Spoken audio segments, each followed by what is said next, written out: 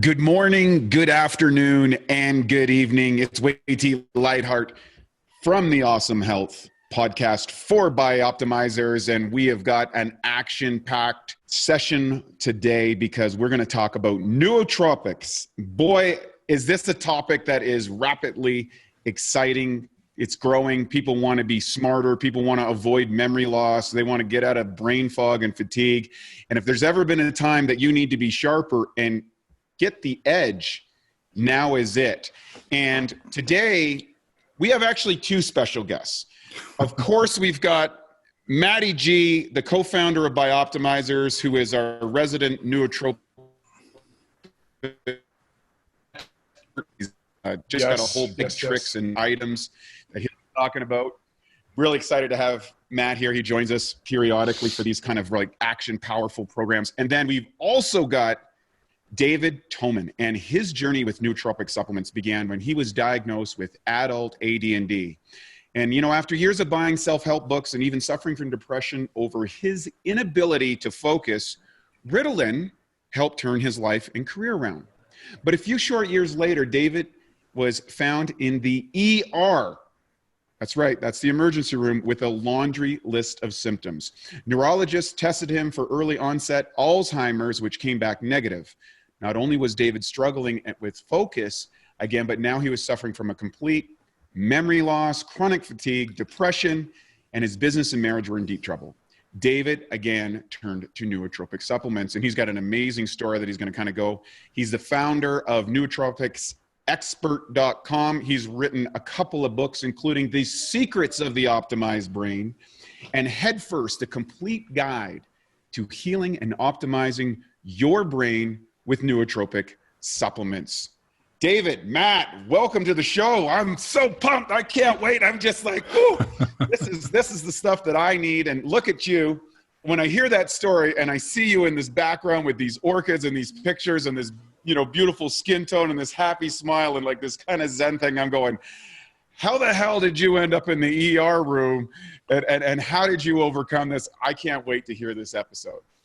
And before you share your story, I've been passionate and kind of obsessed, as I tend to be, with nootropics for several years. And as you're digging into YouTube, you fall into a bunch of rabbit holes. Fell into your rabbit hole probably like 2 or 3 years ago. I mean, it's been a while, and then read your book. And then anyways, Wade said, hey, we're interviewing David. So I was pretty excited. I just had to share that. Cool. So your stuff is I'm a big fan of the content you've created. But yeah, we'd love to hear your story. Thank you. My story, well, it started about 13 years ago or so. I lived just north of Miami, so in Southeast Florida, and for the tan and the sun, and I had moved here in 2001 from the Caribbean. I lived in Antigua for 9 years. When I came to South Florida, I was a bachelor for a few years, and then I ran into this gorgeous blonde on North Miami Beach. And a friend of ours introduced us, and we got married 6 months later. And within the first year of that marriage, Lara discovered something that I had been battling with all of my adult life, and that was I had a real problem with focus. And I've been to 45 countries, and I've lived in a few of them. And every place that I ended up, I always ended up in some executive position or a high management position. And every year there would be a management review, right? The annual management review, and they would say, David, you're a fantastic manager. You're a really good executive. You're fantastic with people. You're good at what you do, but you got to learn how to focus. And so I went out and I bought the books. And I read everything that I could, and I thought it was a moral failing. And the reason why I brought up this new marriage is because my wife saw what was going on, and she knew this psychiatrist in Palm Beach, this rock star. And so I went up to see this guy, and he diagnosed me with adult ADD and PTSD within about 10 minutes. And the PTSD part, it took me a couple of years after I started Nootropics Expert before I think I know where that came from. But the adult ADD put me on Ritalin, and it was somebody turned the lights on in my brain. I mean, it was that dramatic. It was a miracle. All of a sudden, I could focus.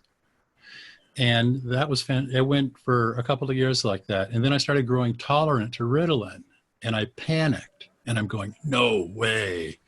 After all this time, I finally found something that worked, and I'm going to go tolerant to it. I don't think so. And so I decided that I find out how Ritalin works in my brain. And methylphenidate, it turns out it's a dopamine reuptake inhibitor, which means that it inhibits the dopamine neurons in your brain, or the dopamine receptors and dopamine transporters in your brain. So it just forces more extracellular dopamine in your brain. So what does it mean if you're tolerant to it? That means that that thing is broken down and it's not working anymore. Maybe I don't have enough dopamine. Now, this is long before I'd learned the word nootropic, but I figured, okay, dopamine, how do I get more dopamine in my brain? And I found out that it was L-tyrosine. It was a precursor to dopamine. Where do I get some? So I went to GNC, and there's one right around the corner from where we live, and I found a Nootropic Stack. I didn't know it was called that, but a stack it had L-tyrosine in it, and it had some other stuff. One of the other problems with the AD and ADHD brain is brain cell signaling, and it's attributed to acetylcholine. So how do you do that? Well, the precursor to that is alpha-GPC or CDP-choline, and a cofactor is acetyl-L-carnitine or LCAR. So I got a little stack that is called Focus Factor. It had L-tyrosine, LCAR, and alpha-GPC in it, and all of a sudden Ritalin started working again. I was right. I'm going, this is cool. That was my introduction to nootropics, or dietary supplements that help the brain. And I figured out how to use it so that typically when you're using these types of prescription stimulants, especially the instant release ones, you've got to take a couple of times a day because their half-life is like 2 or 3 hours, and then they stop working. Then you take another dose, but middle afternoon you crash.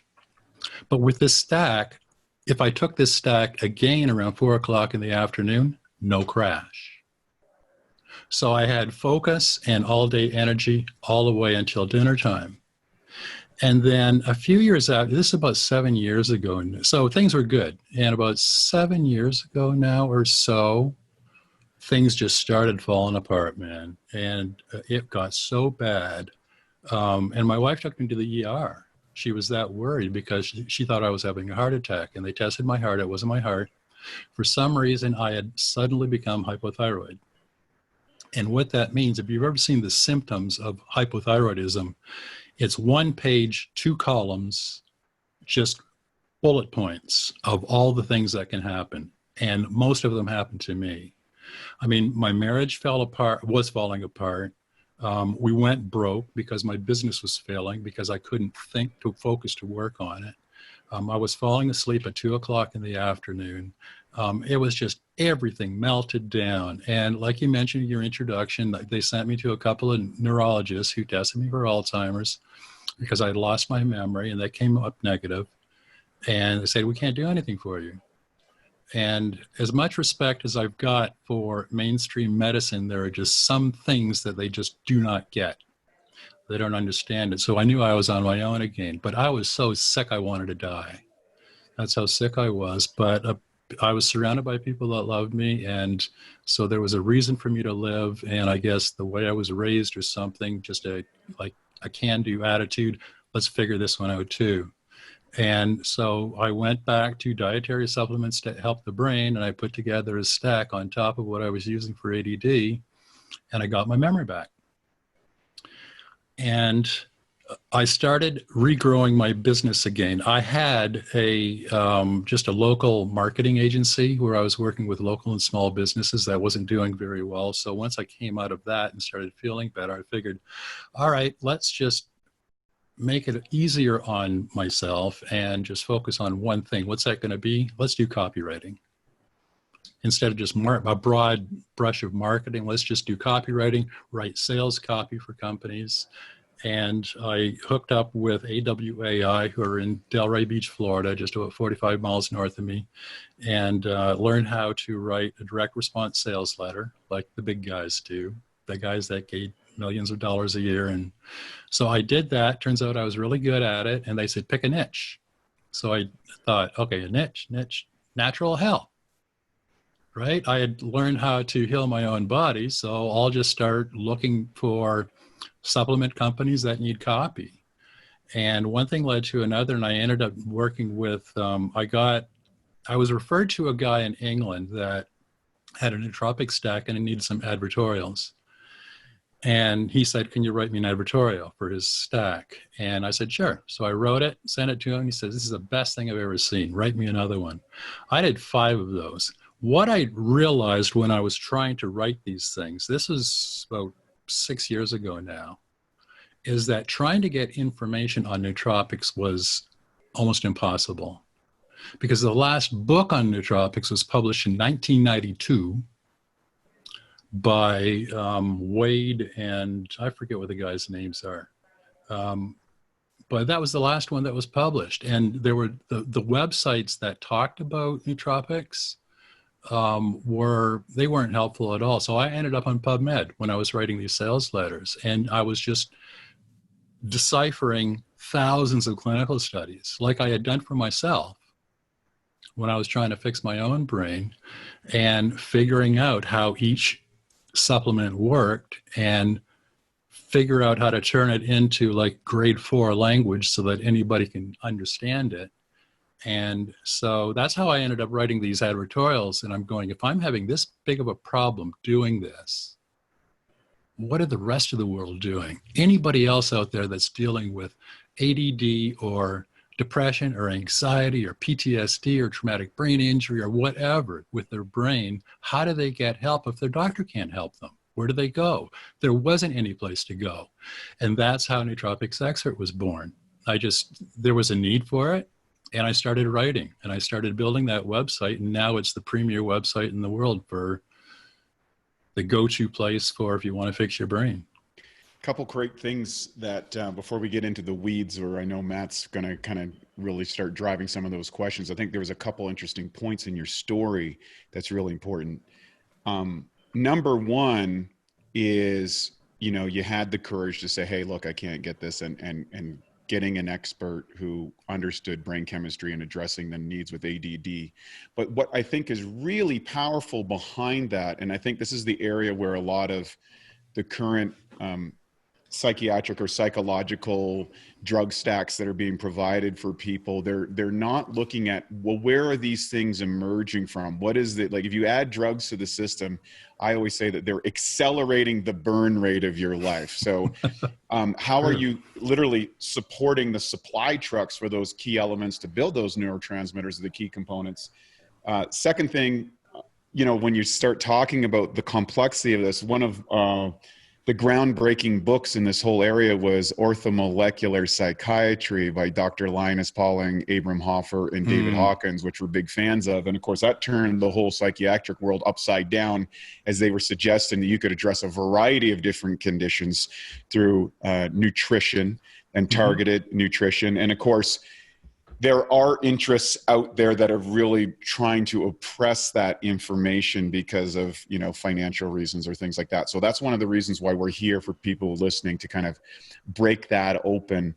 And then the third thing I think was really interesting is you talked about being surrounded by a loving group of people who are there to help support your journey and how key that is. And so for people who are suffering out there, it's really important to select those people around here that don't judge you for your condition, don't get down on you about it, that say, hey, look, this is a condition like anything else, and you need to surround yourself with people who are professionals, and as well as people who love you on both sides of it, that are going to help you come out of it. And it's obvious that this horrific tragedy, and what could have ended up very badly for you and has for people, you found a way out of it and then transcended that to become one of the world's leading experts in this field. So kudos to that. And it's just an honor to have someone who's kind of come through the trial by fire, if you will, and come out the other side and be an advocate Not just someone who's writing about it from an external side, but someone who internally and intuitively can relate with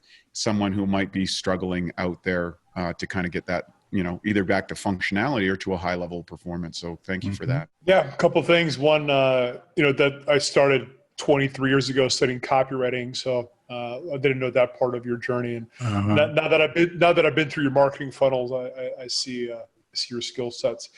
But I think one of the big things you brought up, and I think this is where the right approach with nootropics is, you know, biomodulation, right? You're lacking on one thing, or you've got symptoms or struggling. There are solutions and supplements and biohacking technologies, you know, it's a broad category of things that can get us back to optimal. And that's what you've done, obviously, a few times now by troubleshooting. Here's the issues. And I want to get deeper into a bunch of different common mental or brain performance challenges that people have and what your recommended stacks are. But I think it's a really important principle. And that's really what we're about, you know, whether it's you've got digestive issues, you can troubleshoot that, or your nervous system is blown out, take some magnesium, or your memory's going out, here's what you can take. So let's start maybe with memory, because I think a lot of people, as they get older, becomes an issue. And I know even for me, going back 5 years ago, and at the time I was 38, my memory was starting to go, and I've been able to get my memory probably the best place it's been since I'm maybe a teenager, and it's pretty amazing. And it's been a combination of things, including nootropics and some neurofeedback. But what's your general approach, nootropically speaking, to solve some memory challenges that people might have? Sometimes it depends on their age.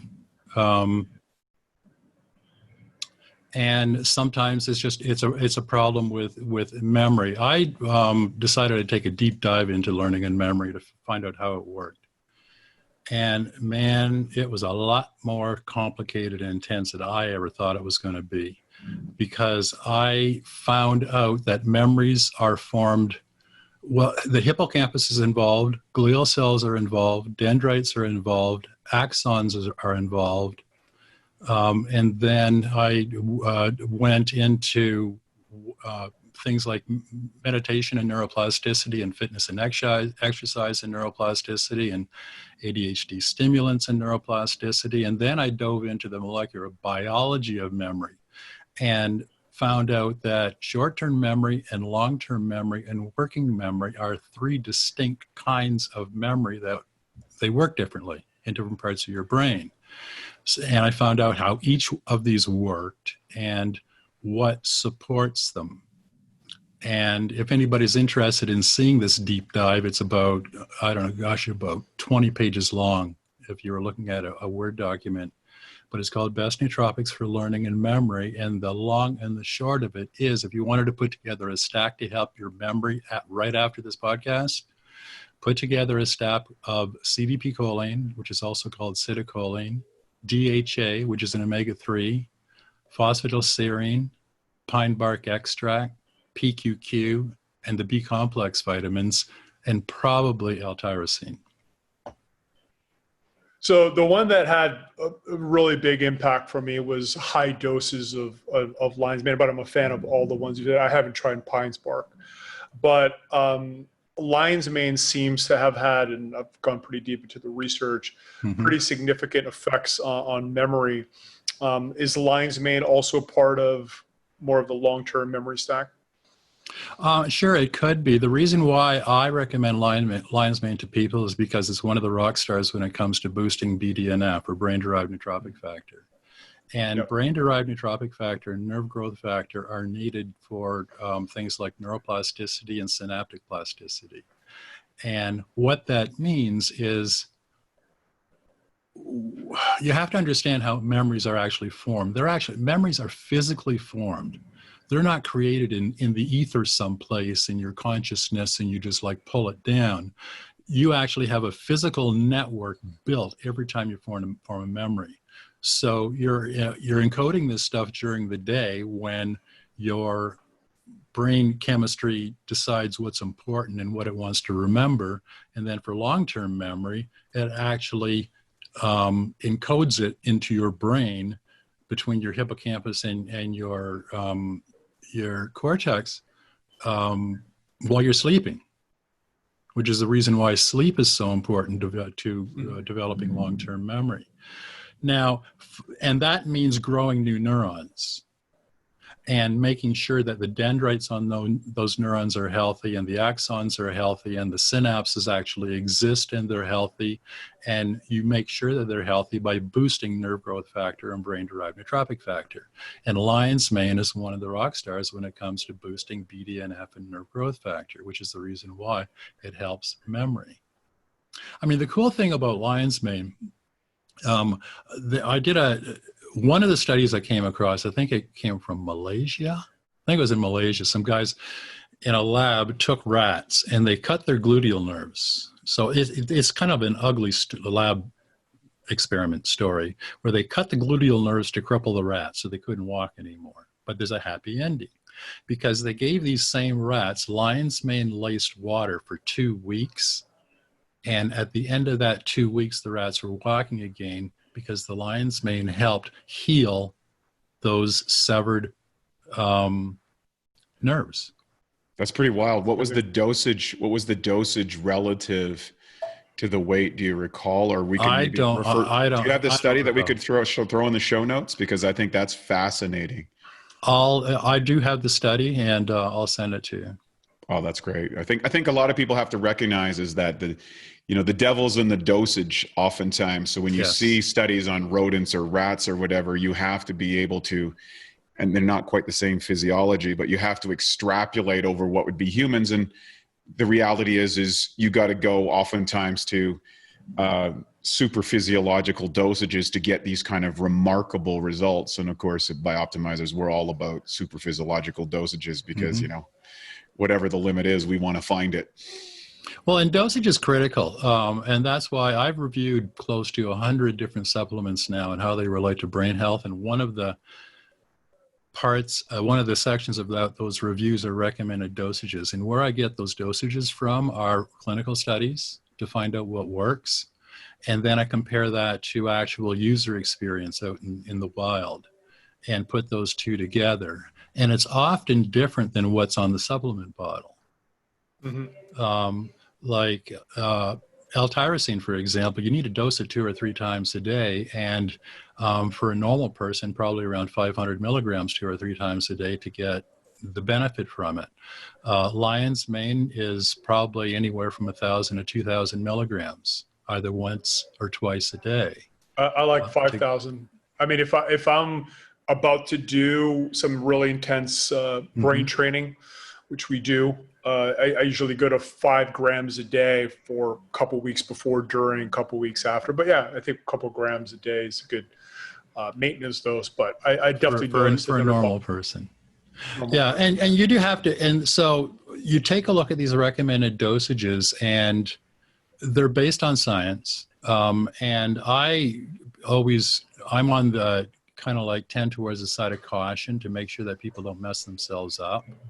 But the section right below that is side effects that I write about. And so there are warnings in there in either the dosage recommendations or the side effects of what happens if you overdose the stuff. And sometimes overdosing these natural supplements, you can have catastrophic consequences. Lion's mane is one of those things that you're good.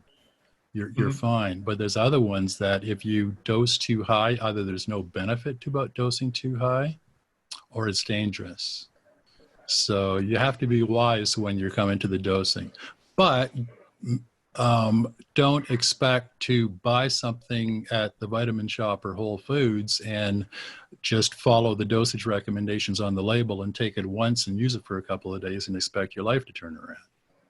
One of the things that we talk about in Bioptimizers, and Of course, anytime that you make a suggested dose recommendation for labeling that fits FDA claims and all that sort of stuff, you're a little bit hamstrung. And so Sure. we have the minimum dosage, the maximum dosage, and the optimum dosage. And oftentimes you have to kind of titrate, kind of increasing the dosage to kind of hit that saturation point where you get it, and then you titrate down to kind of find your happy medium. Have you found a similar type of philosophy inside of nootropics? And then on top of that, what are some of the key mistakes as far as risk or dumb things that overzealous, technocrats in San Francisco might be tempted to do to get an edge after they've been up for 48 hours straight working on the latest tech app? Well, overdosing on stuff. I mean, using a lot of times when people are trying a supplement, first of all, there's this philosophy, this thing that we're conditioned with, that there is a one pill solution, right? And so they think that if they're going to try to fix something like PTSD or traumatic brain injury, that one nootropic will do it. Well, that's just not the case. It's probably going to take a stack of 5 or 6 or 8 or 10 supplements at appropriate dosages for it to do it. But I find that, and this happens, I see it all the time with beginners or newbies that first come across this thing called nootropics, and so they get something like tyrosine or phenylalanine or something like that, and they take 3 times the recommended dose, and they get this euphoric feeling, and they go, "This stuff is great. I love this." And then they try that the next day, and that doesn't happen again. And they're missing the point on the benefit of using that nootropic. So does that answer your question? There are other things too that if you use too much of it, you just get yourself a lot of trouble. Like dopamine and serotonin, for example, need to be in balance. So if you're jacking up dopamine all the time, you're suppressing serotonin. Or if you're boosting serotonin too high, you're depressing dopamine. And bad things happen when either of those happen. So you have to know that if you have to boost dopamine for any reason, whether it's for learning or memory or for motivation or for libido or whatever, if you boost it more than our body is normally accustomed to, you've got to use something like L-tryptophan before you go to sleep to make sure there's enough serotonin to keep those things in balance. And that's another thing that happens frequently is somebody uses something like L-tyrosine and it works for a week and then it doesn't work anymore. And that's one of the reasons why that happens, is because they just threw things out of whack. Well, you bring up a great point, and it's always a huge consideration with any supplement, which is receptors and axes, right? If you oversaturate any receptor, then you need to either go to a higher dose or take time off. And if you blow out an axis in the body, then you've got some real challenges. So, and something that I've naturally done is to try to create not just one stack, but 2 or 3 that I can cycle so that I'm not hammering receptors. So I'm just curious what your thoughts are on, again, cycling either an individual stack or ingredient, or creating multiple stacks to, again, keep the receptors clean, so to speak. I get that question relatively frequently. And my attitude towards cycling and tolerance is that it doesn't necessarily need to happen if you use recommended dosages. It's when you get into higher dosages. Now, there are exceptions. There are things like huperzine A, for example, that's got a 24-hour half-life. You have to cycle that, or you end up building way too much acetylcholine in your brain and your body. And there are a couple other ones that you have to cycle. What's the consequence? Just curiosity, just so we can just kind of allocate for that. What is the consequence of doing something like that? Too much acetylcholine inside your brain. What would happen, or what are some of the things that you've witnessed with people? It can kill you. Wow. It's used in acetylcholinesterase inhibitors are used in biological warfare. Wow. Wow. So how would it kill you? Like what's the mechanism that takes you out? Like it just disrupts your brain and shuts down electrical signals, or what's going on? I can't go into the intricacy of the microbiology, but you flood your system with way too much acetylcholine, and the muscarinic and the nicotinic receptors are just go bat, and they just kind of like don't work anymore. And if they don't work anymore, acetylcholine is your signaling neurotransmitter. When you move your arm, that signal is acetylcholine. When you move your lips, that signaling is acetylcholine. And it works like that in your brain too. It helps other neurotransmitters do their job. And if you just overload all of those acetylcholine receptors, all of a sudden you're paralyzed. And when you're paralyzed, your heart can't beat, your lungs can't move in and out and bring air in and out, and you just basically, you suffocate yourself because everything is paralyzed and can't move anymore. That's wild. That's crazy. And just maybe continue down the acetylcholine rabbit hole. I always know intuitively now when I'm struggling to pay attention that I'm deficient, and then whether, and I've got some stacks here right on my desk, I'll take those, or just even eating eggs. In your opinion, is eggs enough choline to fill that gap in? Or do you find that some people need to add more using some people need to add more? I mean, I get that question rather frequently too, because somebody's using one of the racetams, for example, and I always suggest that they should be using something like alpha GPC or CDP choline. And if they're really tight on budget, they could go for cheaper like choline bitartrate or choline citrate. But you got to get some extra choline. And they say, well, I'm using eggs. Well, do you know any lab in your neighborhood that can take the eggs that you actually cooked that morning and test them for choline levels? You don't know how much choline you're getting. Yeah, it's if you use my favorite racetam is aniracetam. And like the combination of aniracetam and salbutamine is the best antidepressant I've ever found. I mean, it just works amazing. And I was going to get back to aniracetam, and maybe you can talk about this. And I love your framework around memory to separate long-term, short-term, and memory I/O. And of course, one of the big benefits of aniracetam, and I feel that usually 5-10 minutes is your RAM basically improves. So maybe you can continue to talk about aniracetam and the stacks that you love to do and its benefits around verbal fluency and other things. Okay. Well, aniracetam is a fantastic antidepressant for me, but before this podcast started, I took aniracetam. Why? Because I can think fast. And so when people are firing questions at me, the answers just seem to come faster. I can retrieve those memories a lot quicker and talk more intelligently. But if I wasn't using alpha GPC, aniracetam wouldn't work. Because the mechanism of action of how aniracetam works is one of its things is it boosts the effectiveness of acetylcholine in your brain by 200 to 300%. And if there isn't enough acetylcholine in your brain, it can't do that. So you have to provide that extra acetylcholine.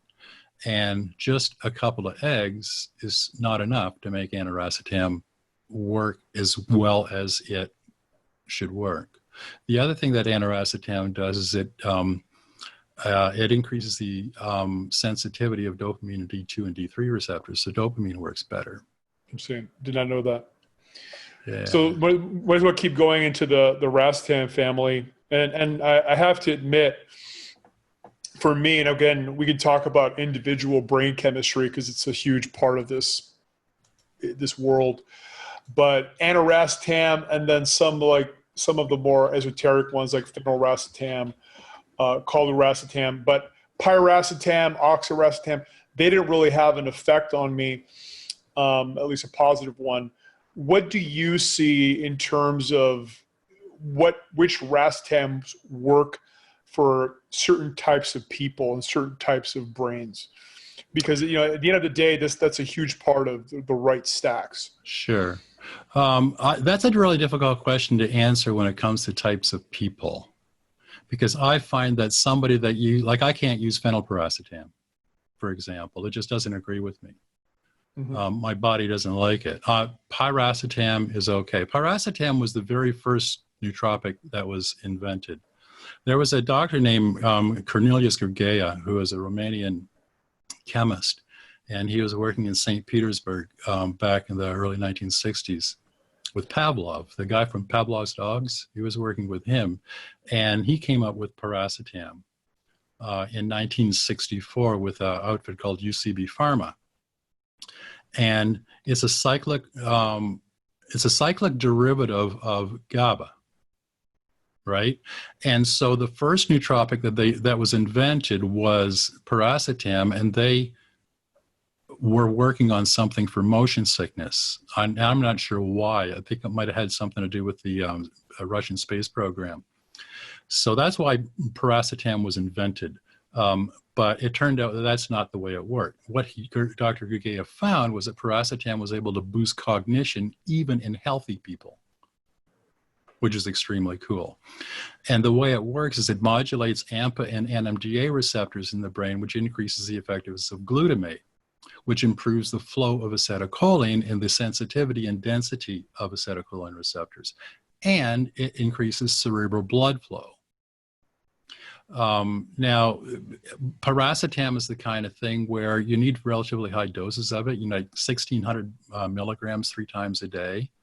And a lot of times, some of the more experienced biohackers and neurohackers find that they call them attack doses. When they're starting something like piracetam, they'll do 7,000 milligrams in one shot just to kind of like saturate your brain as much as possible. But I don't recommend anybody do that unless you really know what you're doing. And while I'm talking about Dr. Gurgea, he's the guy that came up with the word nootropic. So he came up with piracetam, and then the world caught wind of this, and there's been probably 2 or 3 dozen piracetams that have been developed since then, and some of them are actually pharmaceuticals right now. Here a couple of them in the United States. But Dr. Gurgea looked at this after he synthesized piracetam, and he realized that he wanted to name this class of drugs. And so he coined the term nootropic in 1972, and is derived from the Greek nous, N-O-U-S, which means for mind, and trypain, which is to bend, so to bend the mind. And then he went a step further, and he defined what a nootropic is supposed to be. And where this is important is I see, and it really irks me when I see uninformed people in the press, journalists writing about smart drugs. And they correlate smart drugs with nootropics. And so they make like Ritalin and Adderall a nootropic. And I take real issue with that because I'm a real fundamentalist when it comes to this, because I only talk about natural stuff or derivatives of natural substances like the racetams. So Dr. Gurgea said a true nootropic needs to enhance memory and the ability to learn, assist brain function under disruptive conditions such as the lack of oxygen and electroconvulsive shock. It has to protect the brain from chemical and physical toxins like choline drugs and barbiturates. It increases natural cognitive processes, and it must be non-toxic to humans. It's a very clear definition and a distinction between say, what a drug does and a nootropic, and where that line kind of begins and ends between both of those, because pretty much everything that's in a prescription format has some form of toxic buildup. If you look at most people who are on antidepressants or on focus chemicals and stuff that's been prescribed to them by the doctor, they do end up into these cycling because of the exhaustion of resources or the build of toxicity or components of the liver. So I think that's a really critical factor for people to understand who want to improve performance without damaging their health. Great info. So, Anna, you don't have to use Adderall for energy if you know which nootropic stack to use. Yeah, I think a good metaphor is like drugs are like bombs, and there's of course a lot of collateral damage. And again, we're generalizing, and some drugs are good for certain people. And I think supplements are more like guns. It's a lot more targeted. And if you know what you're doing, you can become more of a sniper with, especially with your brain. I've got a tough question for you, which is something that I wonder a lot about myself, which is, do you believe that nootropics make us more intelligent? And now we know we can improve memory, we can improve focus, we can improve a lot of different attributes of the mind. But I know intelligence, we'd have to really define it, which is a very challenging thing to define. But in your opinion, do you think nootropics can actually boost intelligence? I think it can.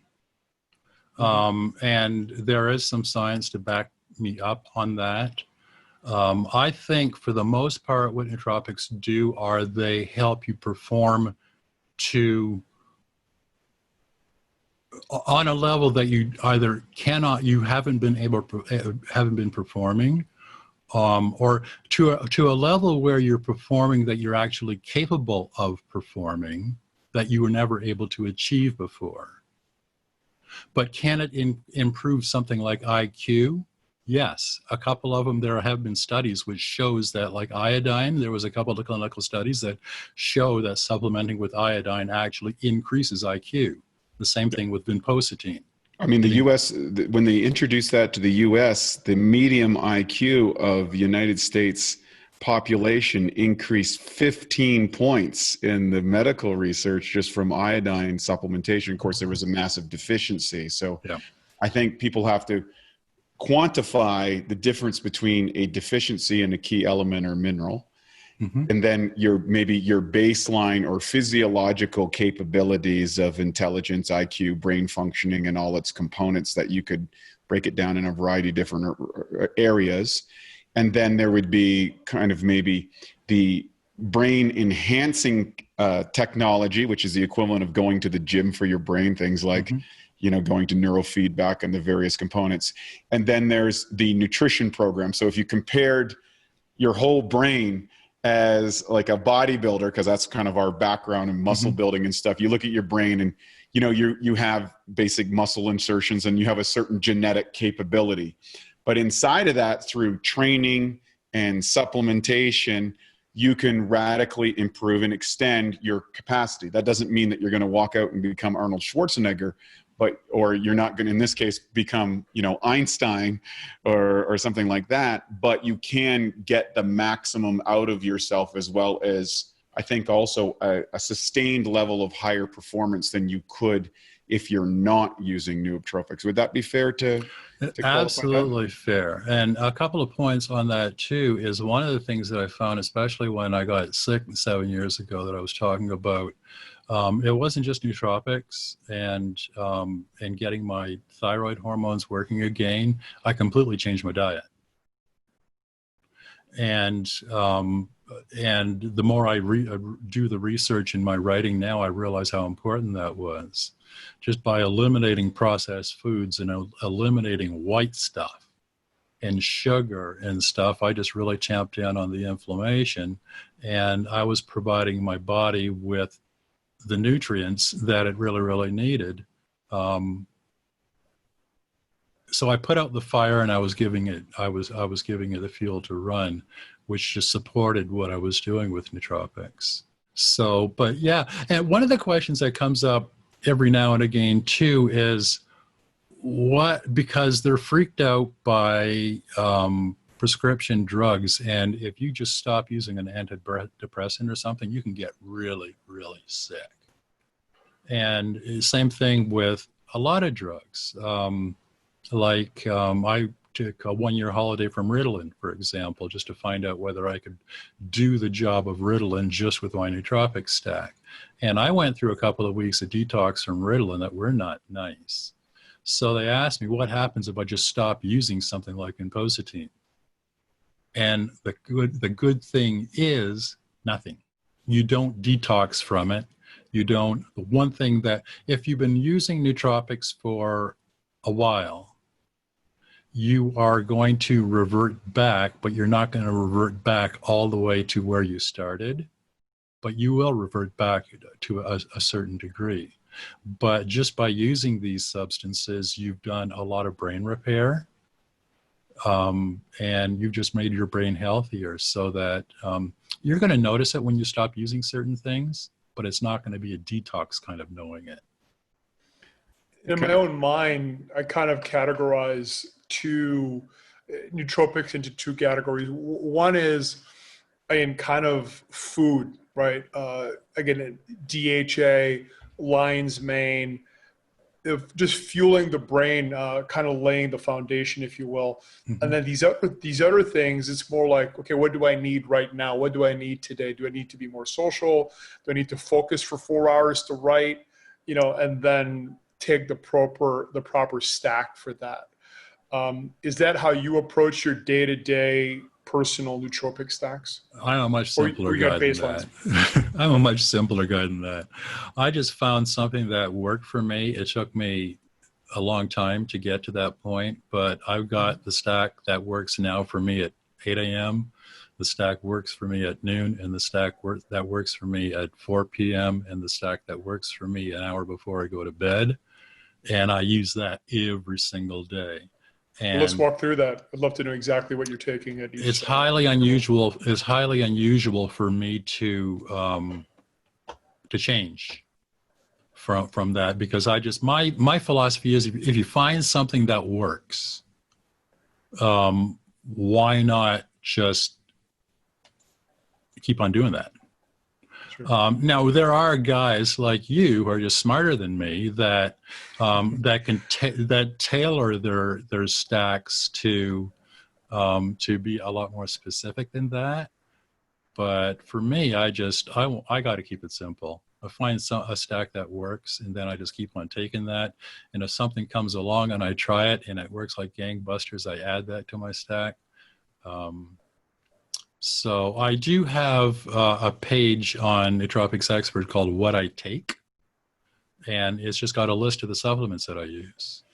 And they include alpha GPC, alpha lipoic acid, aniracetam, acetyl L-carnitine, berberine, coconut or MCT oil, curcumin, DHA, DMAE, which I don't take anymore. I should take that off.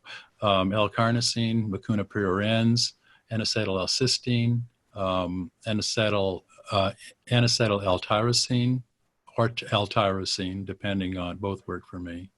And then I have some pre-made stacks that I use, and I've got an affiliate relationship with OptiNutra, so I use the Performance Lab Multi for Men. I use MindLab Pro, which is kind of like my base. I just find that it works really well.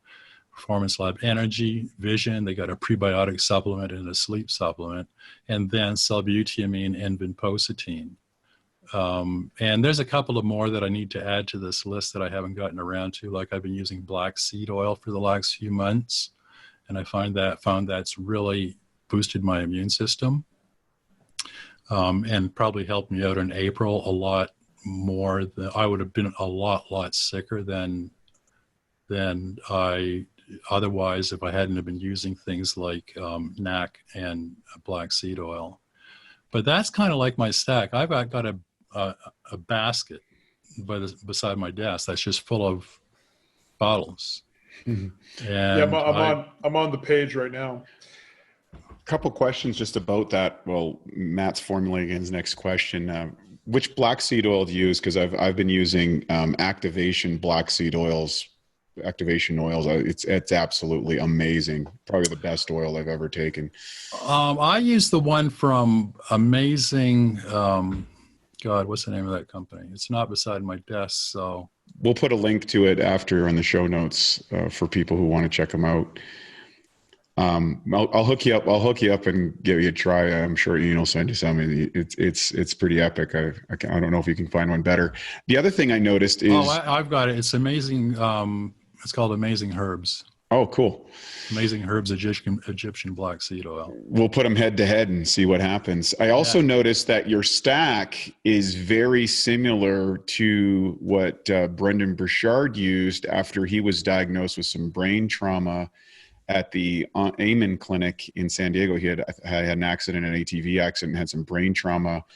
And then he was noticing some cognitive dysfunction inside himself, and they did all his testing and worked on stuff. And he came back from that and not only made a full recovery, kind of found a new level of performance, a sustained performance. So I think that's fascinating that there's a lot of congruency between those. But this question is the one that's always the one that I'm burning. So we know for a fact in the strength sport world that if someone has been on anabolics for an extended period of time, maybe for years, in other words, they're using drugs to enhance their performance, when they come back, the baseline level of muscularity is higher than if they've never ever done that before.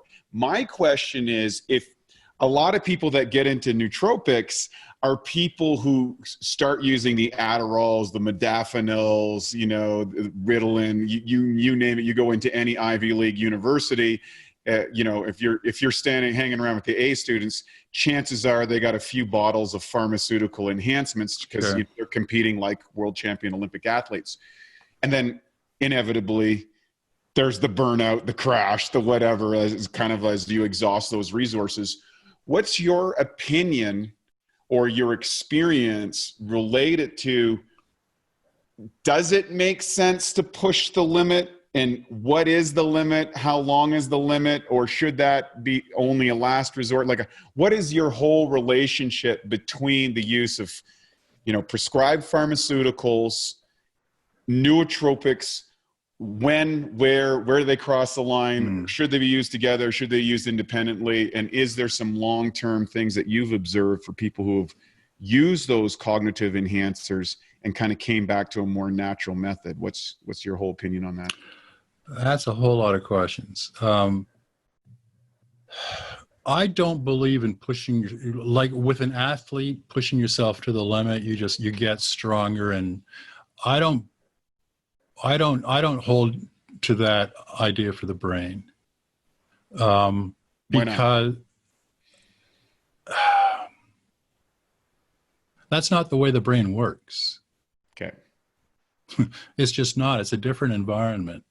I mean, it's an extremely sophisticated environment. I mean, there's some guys that say it's the most complex thing in the known universe, because you're talking about billions and billions and billions of brain cells and neurons. And and it works in a very specific way.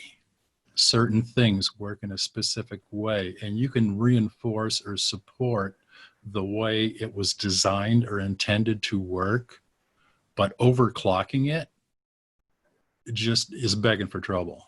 Because unlike muscles, muscles just kind of like they can get sore, or you can sprain something. You sprain something in your brain, you end up in the ER. Yeah, brain sprains are bad, right? Yeah. So I do not like the idea of overclocking your brain, and it's not necessary. But given that, don't ask for a miracle and think that you're going to take something that's taken decades to decay or to break down, that you're going to fix it overnight. It's not going to happen. It's not going to take as long as it took me, which it took 2.5 years. But I had to figure all this stuff out from scratch, reading freaking clinical studies. You don't have to do that. You can just go to a place like Nootropics Expert or grab one of my books, and all of that information is distilled down to, now you can find out what you need, and your experimenting time and activity is greatly reduced. So does that answer your question? There was a lot of questions in that one, but and I don't. The other thing was pharmaceuticals. The reason why I took a holiday from Ritalin is because after I started Nootropics Expert, I finally got around to writing the best nootropics for ADHD and ADD. And what I did is I just related my story, and I described the stack that I was using and why it worked and how it worked and why it should work for the next person is either using prescription stimulants or is not. And so I wrote this thing, and then I thought, and I think at that time too, I was growing a little tired of methylphenidate and decided I was going to try Adderall. And I tried Adderall and it just didn't work. I used that for 6 months and I said, forget it. So I just stopped using it and I said, I'm just going to use this stack for a year and see what happens. And it turns out that it worked. I could, if push came to shove and I ended up stranded on a desert island someplace and all I had access to was natural supplements and I couldn't get any pharmaceuticals, I could take care of ADHD or ADD just with a stack. But that's a bold statement because there's so many people suffering from that. And do you believe that one of the reasons that we have a proliferation of ADHD and these type of conditions, certainly within our youth, and a lot of people are struggling, do you think that's a product of the fast changing world that we have through digital technology?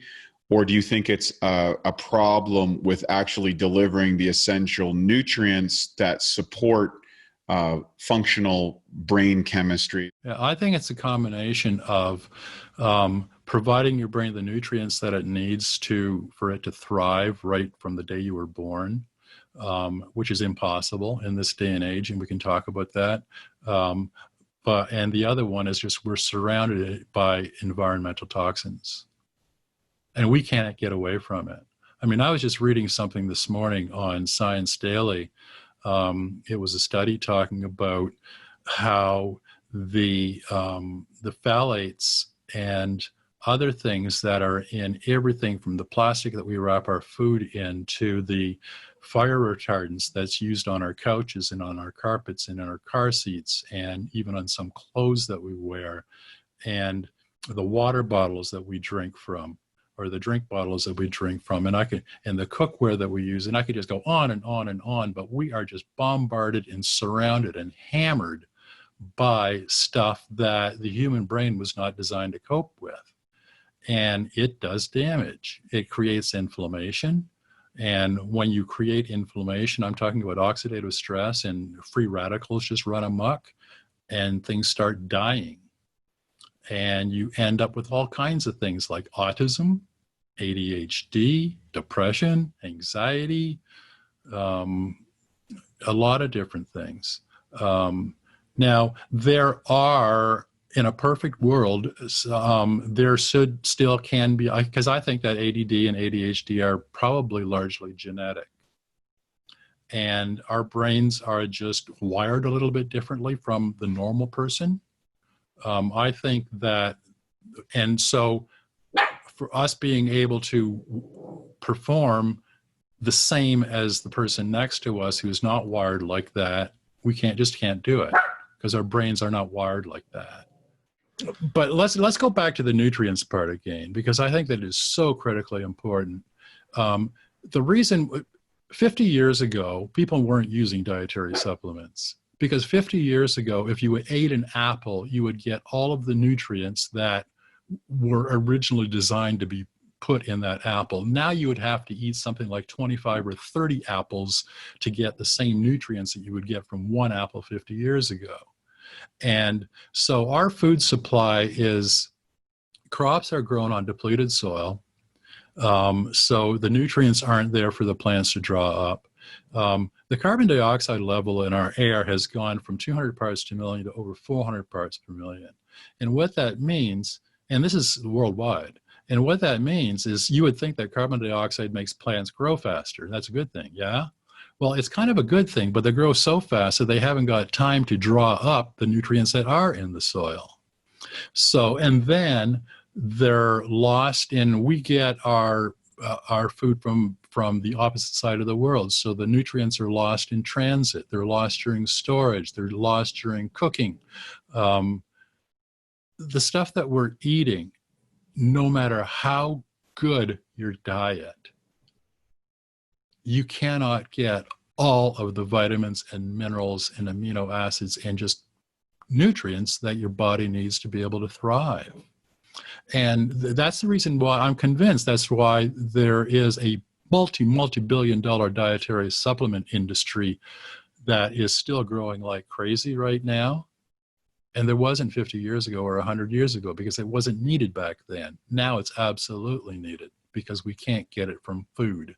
And if you take a look at the nearly 100 things that I've reviewed on Nootropics Expert that we term nootropics, all of those things, or most of those things, are either naturally synthesized in your body or come from food originally. But we can't get it from food. You brought up inflammation, and inflammation is such a big issue, both from chronic inflammation on the overall body, the silent killer, or the brain. Just go into the brain for a second. Do you have specific, and probably the most important thing is obviously get rid of toxins and clean up your diet. But on a nootropic level, do you have a certain stack that you really recommend to people to reduce inflammation?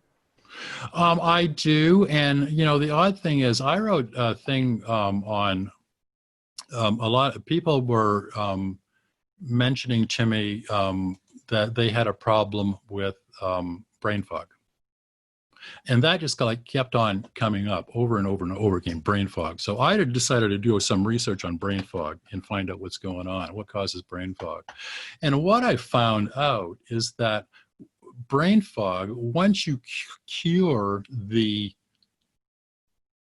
things that cause brain fog, a lot of your other issues go away too, because brain fog is caused by oxidative stress and inflammation, hormone imbalances, nutrient deficiencies, lack of quality of sleep, and lack of BDNF. Now, the first two, oxidative stress and inflammation, what does that mean? Your brain consumes 20% of the oxygen that your body uses. Now, consider the size of your brain to the rest of your body, and it still uses 20% of the oxygen. That's a lot. And it uses it to support 86 billion neurons and trillions of synapses that are all supported by 250 to 300 billion glial cells. And your brain has got to be able to breathe to think, right? And just to put this in perspective, think about how this works. If one study showed that if you cut off the blood supply in a stroke victim for just a minute, it kills 1.9 million neurons and 14 million synapses. And so neurons die because without enough oxygen going into mitochondria, it can't make ATP for energy production. And when and so things like critical functions like synaptic plasticity for memory formation and redox signaling for normal mitochondrial function, they break down. Your brain is not controlling them the way it's supposed to be. And when this happens, it produces free radicals. Now, free radicals are just individual atoms that are just kind of like thrown off during the energy production process in your brain. They're natural, they're normal. But when things start to break down, your brain starts producing more free radicals than it can cope with. That's what your immune system are built into our system is designed to do, is to help quell those free radicals and keep them in check. And when free radicals get out of hand, it's called oxidative stress. And when oxidative stress happens, it produces reactive oxygen species and that overwhelms your brain and your built-in oxygen defense system. And that is the underlying cause for a host of neurodegenerative diseases, including brain fog. So, and it also leads to things like a leaky blood-brain barrier, which I just wrote an entire post on how to fix that. Now, how do you fix that? It's easy. Vitamin C. Your brain contains more vitamin C than any other organ in your body. It's an extremely powerful antioxidant. It's a reactive oxygen species scavenger. And it even participates in recycling other antioxidants like vitamin E. Vitamin E, it's got four tocopherols and 4 tocotrienols. And those 8 isomers all work together to help protect your brain cells from damage caused by oxidative stress. You just have to make sure that you're using the right kind of vitamin E. CoQ10 provides fuel for mitochondrial function to make ATP, but it also is a very powerful antioxidant. So just that stack right there, vitamin C, vitamin E, CoQ10, you can keep free radicals under control. That's all you got to do. It's not really magic. It's just you got to know which ones to select. Now, for inflammation, you can actually get your doctor to get lab tests for this, and you might have seen it on some lab tests. C-reactive protein is a very powerful indicator of inflammation, both in your body and your brain. And it's a protein that's made in your liver, and it's sent into your bloodstream in response to inflammation. And so if you know how to read the test, you'll know whether C-reactive protein is less than it should be or more than it should be, or it's right spot on. Elevated levels of C-reactive protein are implicated in developing things like type 2 diabetes and stroke. And it also manifests as things like problems with information processing, recall, memory, and brain fog. So how do we keep C-reactive protein in check? We can use, again, vitamin C and vitamin E. We can use CoQ10. We can use myo-inositol, has been shown in studies to lower C-reactive protein. We can use DHA, which is a part of the omega-3s. It helps lower C-reactive protein levels. So for just C-reactive protein, to the ones I was using for before, I would just add something like DHA and myo-inositol.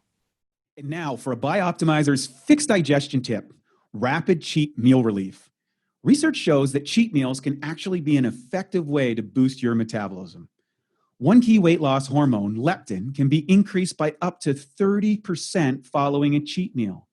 The challenge with the cheat meals is that all those extra calories and lower food quality can be hard to digest, which means you could be totally sidelined with a food coma after big cheat meals. The solution is to take strong digestive enzymes like masszymes, which will help rapidly digest and break down the extra food. 3 to 5 capsules before or right after your cheat meal can make a huge difference in how you feel following the cheat meal. If it's a cheat day with multiple large meals, you might want to go up to 10 capsules or higher to help you power through all that food. To save 10% on masszymes, go to masszymes.com. That's MASSZYMES.com and enter the code CHEAT10 at checkout. My inositol has been a game changer for my wife, both from her sleep as well as her mood. Yeah. It's pretty magical. A question on DHA, because obviously, and by the way, I'm not vegetarian, but Wade is. Do you have any specific recommendations for DHA sources? I mean, there's algae, obviously. Do you have any specific brands or blends that you like for vegetarians? The way I look at it is fish oil doesn't work. And omega-3 supplements just don't work. The reason why is because your brain is about 60% fat. And most of that fat is DHA. And a brain cell, which is a little tiny thing, but don't forget, you've got billions and billions in your brain. That brain cell is surrounded by a membrane. And that membrane is like a little globe of protecting that cell, but it has to be fluid.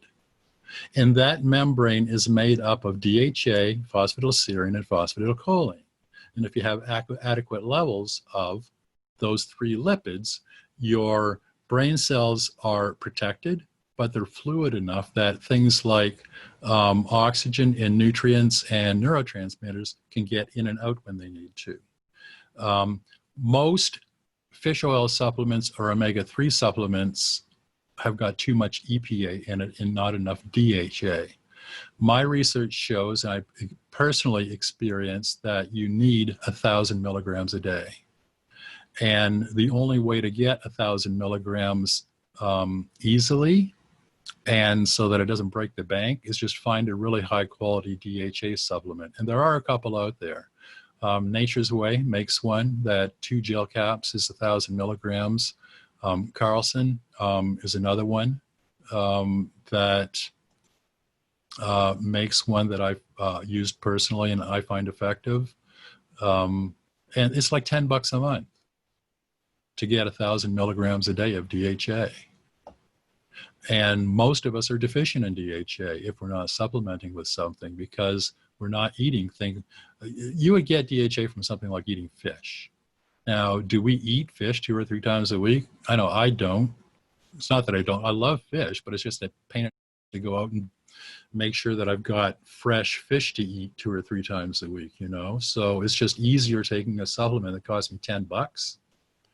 I always had a question about that too in regards to fish, because we know how heat sensitive fat is. It can go rancid very easily. And I've always, and not to throw shade at the people who eat fish or anything like that. I'm not trying to be a vigilante vegetarian, but I always had seen the conversation of, well, vegetarians can't get access to DHEA. And then they'd be like, yeah, I just have my grilled salmon, or I have my krill oil, or I have this. And I thought, well, how are you consuming that? And they're throwing it on the Barbie, and, you know, so I always had an issue on that. And I find it refreshing that you along with, Udo Erasmus had suggested that plant-based DHA is superior to the fish, to fish, and I find that interesting that both of you have kind of came to that conclusion.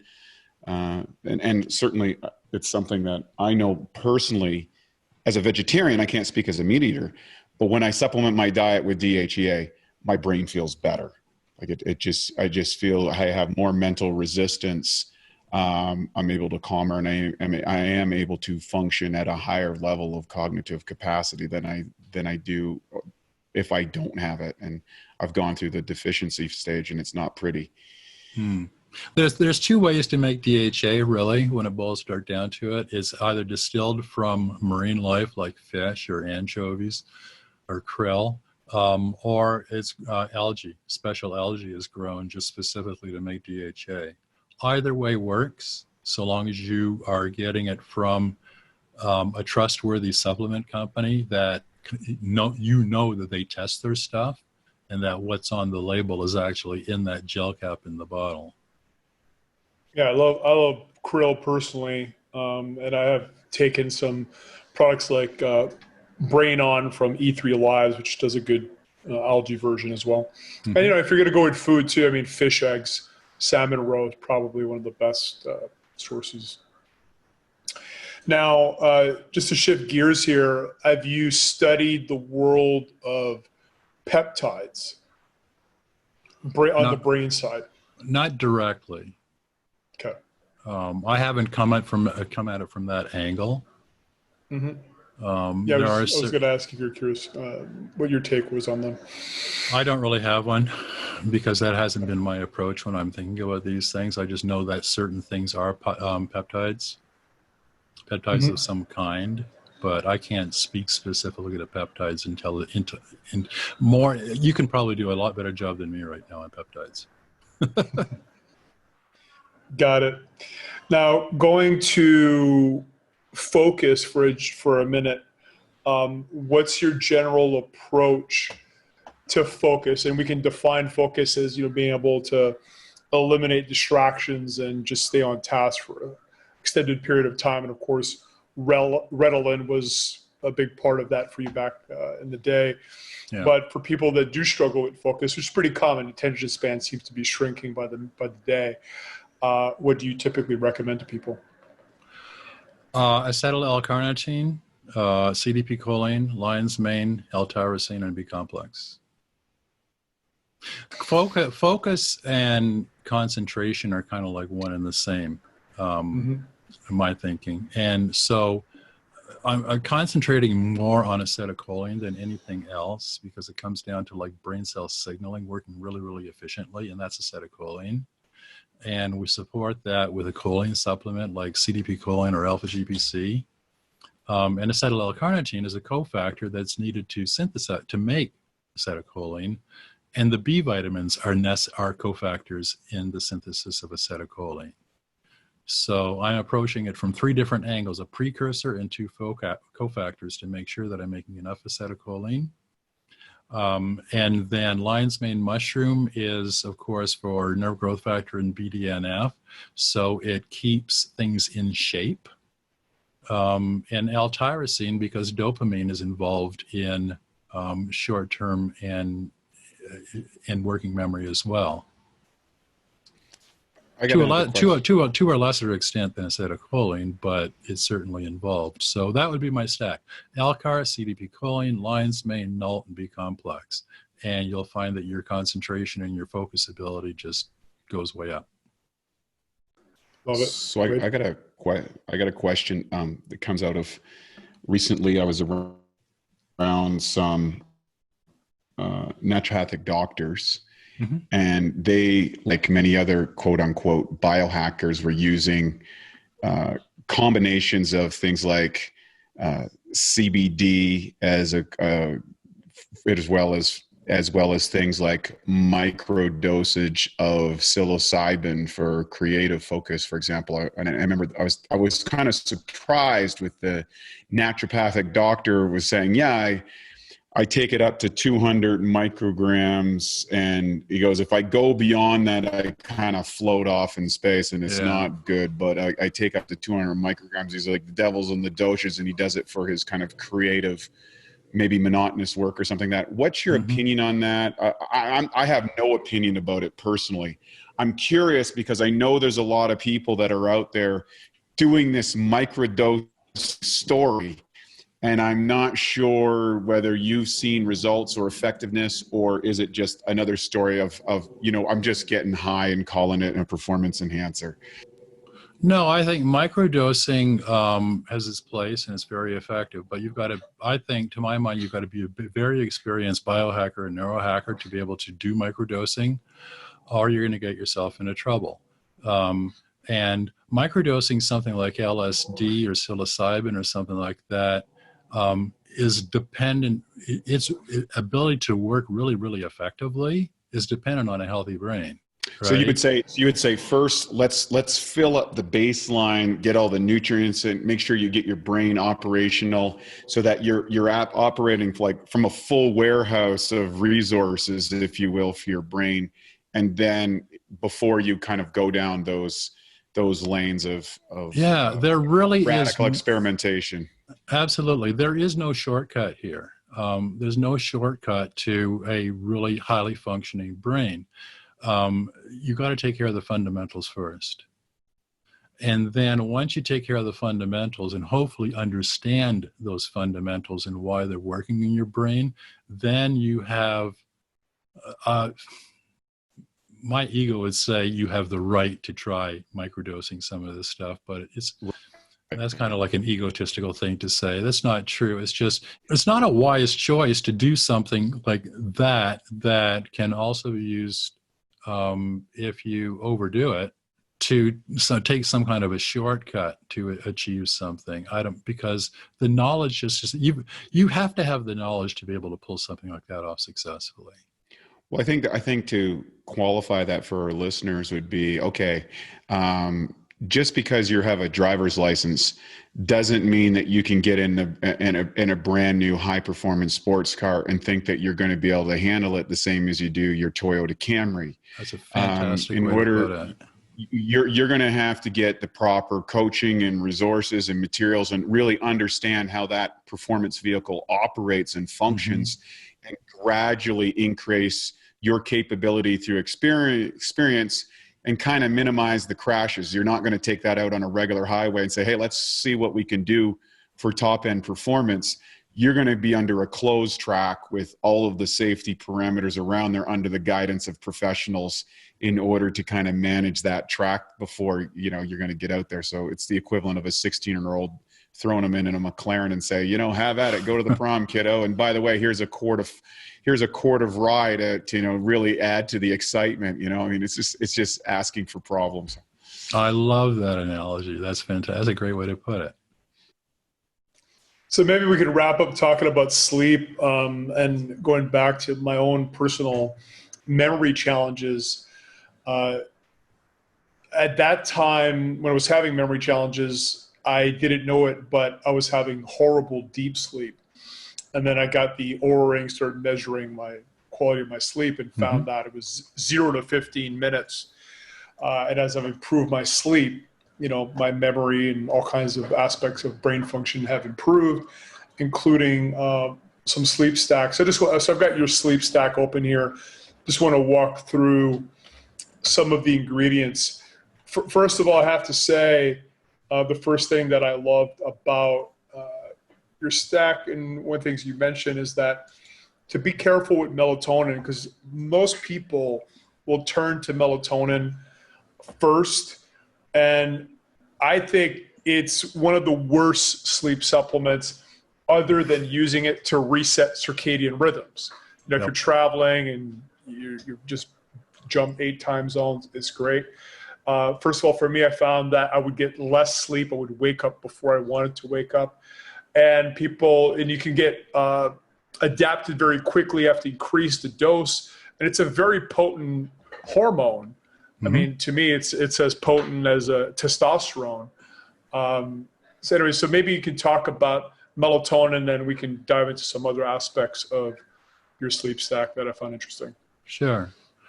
Well, I think you have to understand why people are so focused on melatonin and buying melatonin supplements, is because they've heard that melatonin is involved in sleep. And that is true, because the way it works is you've got your pineal gland is located deep, deep in the center of your brain.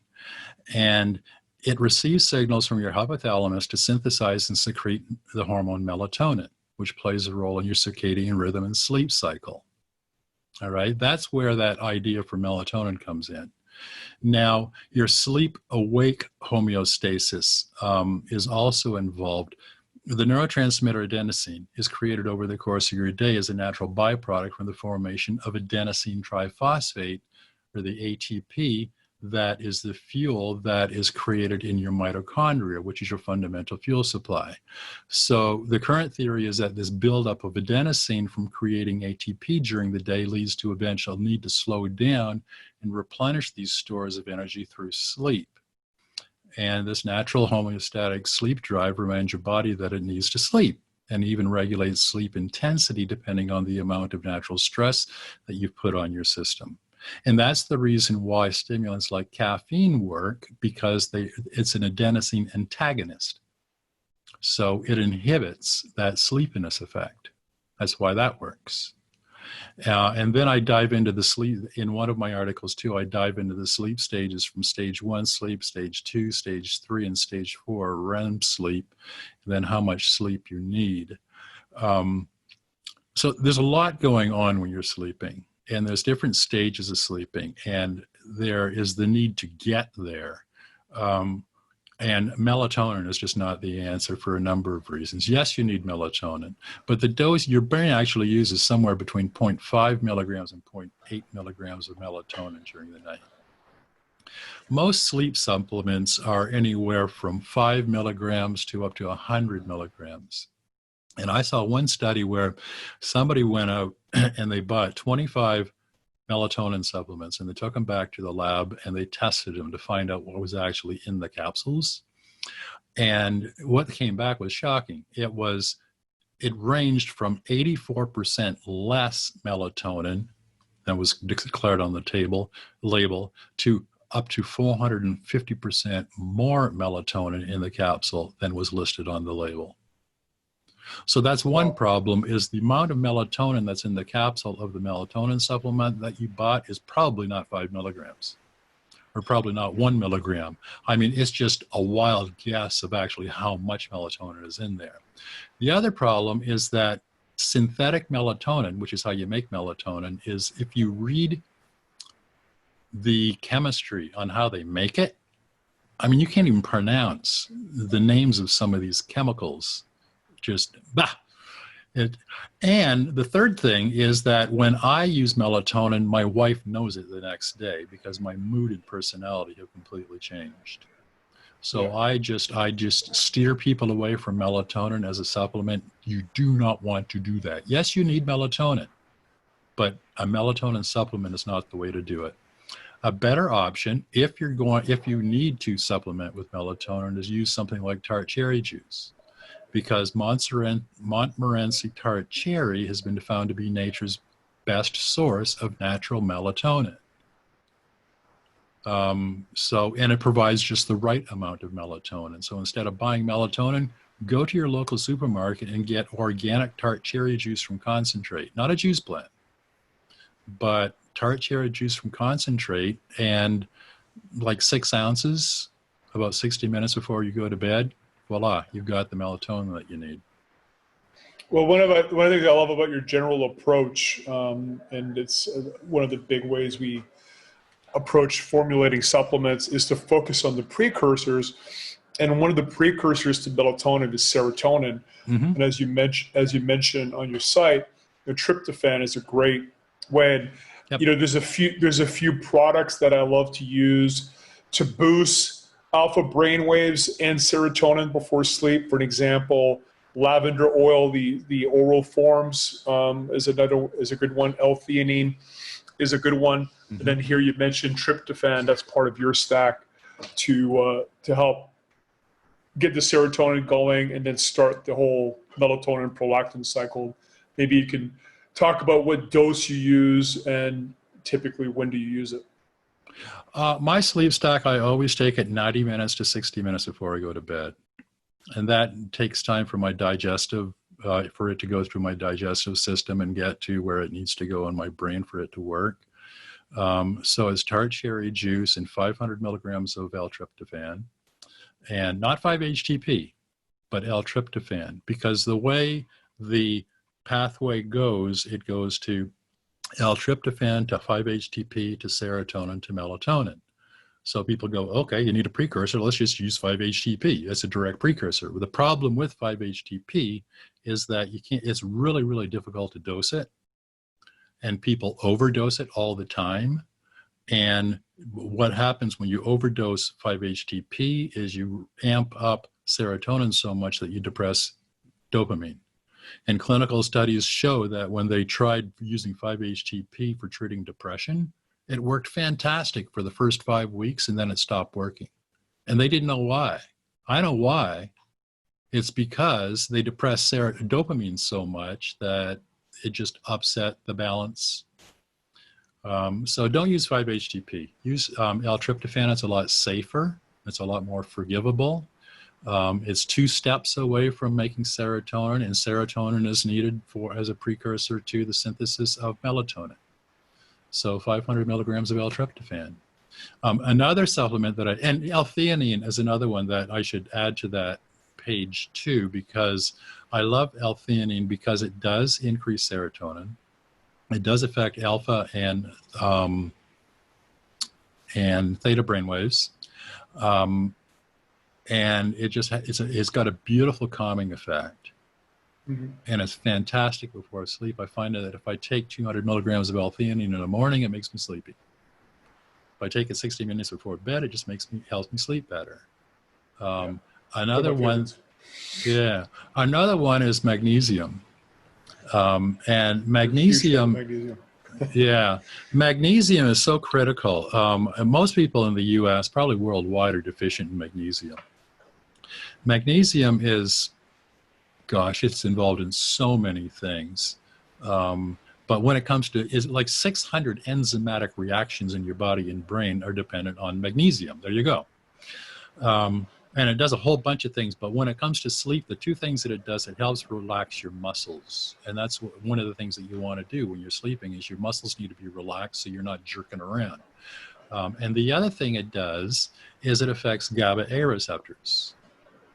And you know what other sleep drug affects GABA-A receptors that was really effective? Ambien. So instead of using Ambien, you just use magnesium. Also, magnesium is involved in tryptophan, in 5-HTP, and serotonin. So all the precursors we're trying to basically get going. Magnesium is part of that. It's a cofactor, yes. Yeah, it's one of the cofactors. Now, just something I've been experimenting with just recently, which is also on your stack here, is phenibut. And curious to hear, and of course, it's one of the things you got to be careful with dosage and frequency.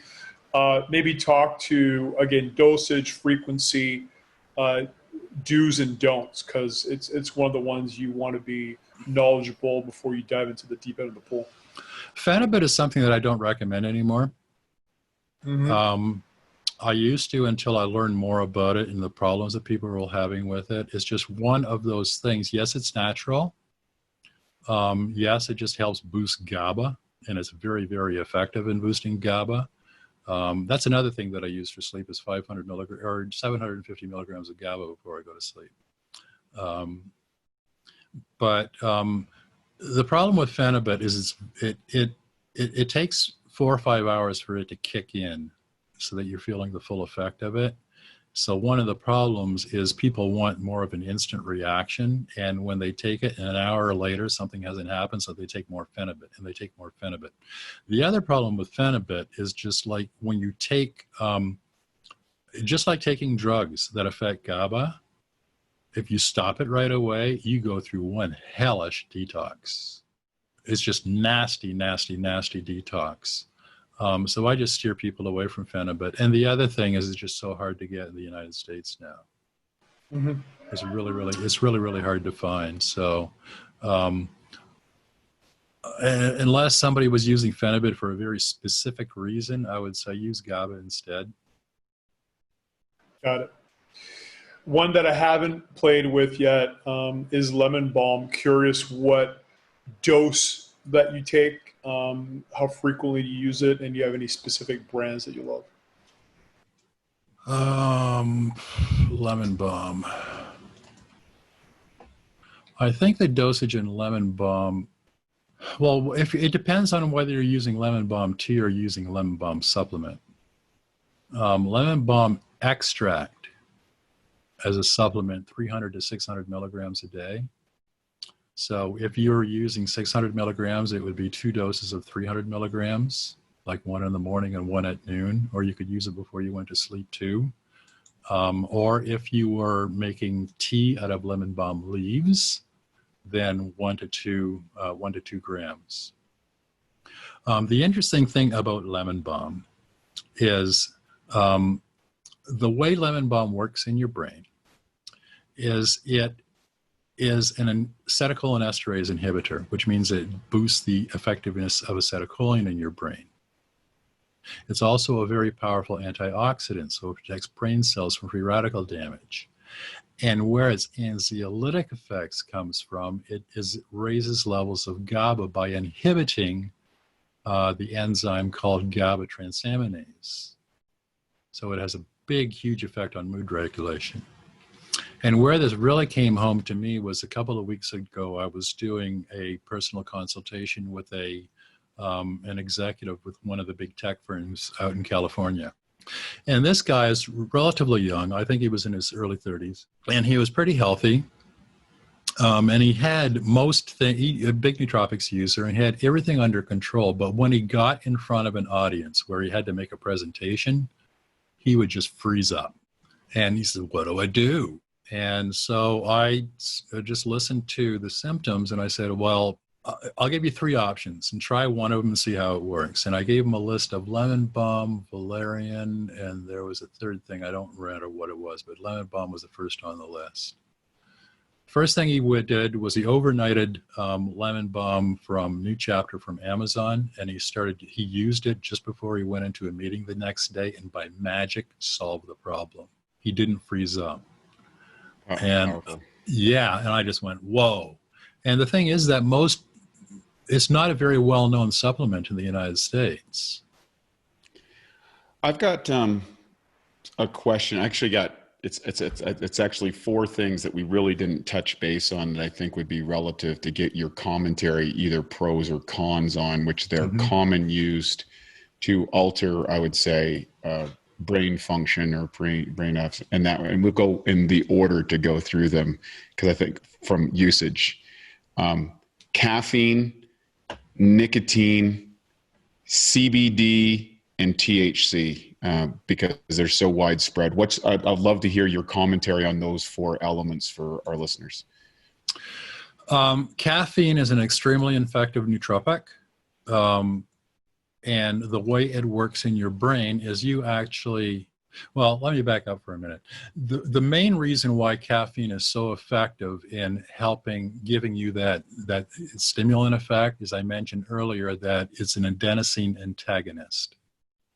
And when you antagonize or you suppress adenosine, not only are you less sleepy, but it also influences acetylcholine, epinephrine, serotonin, and it boosts the use of dopamine in your brain. That's where the stimulant effect comes from. It also provides a protective effect because it boosts the gene expression of brain-derived nootropic factor. And studies show that chronic caffeine consumption, for example, may protect against developing things like Alzheimer's.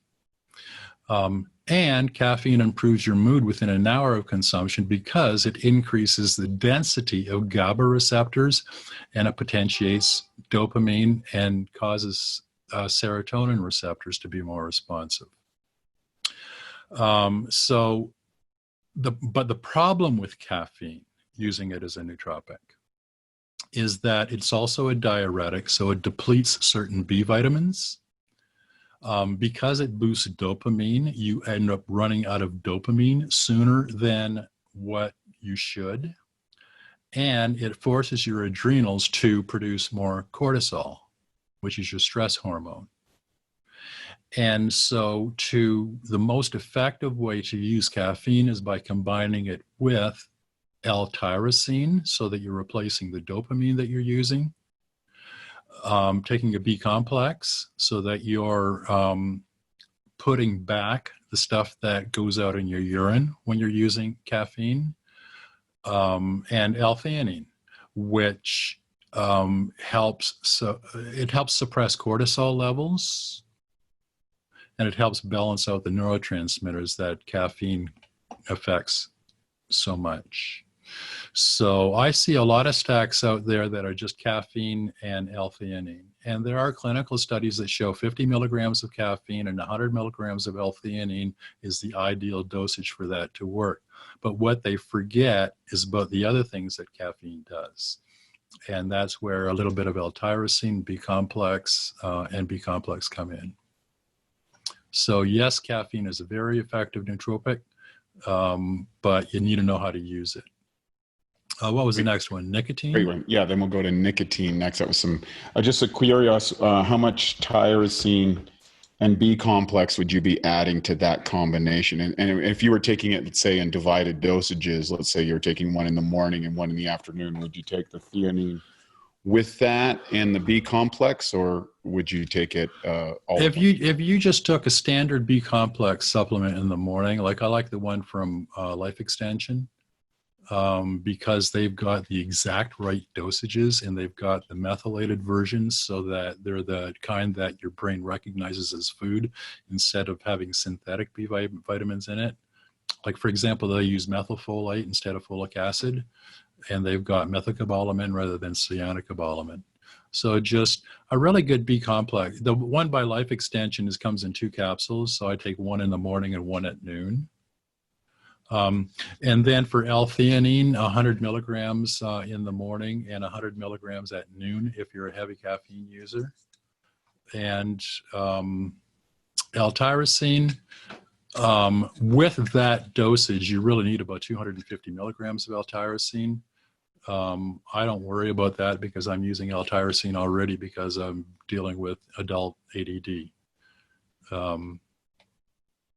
So did that answer your question?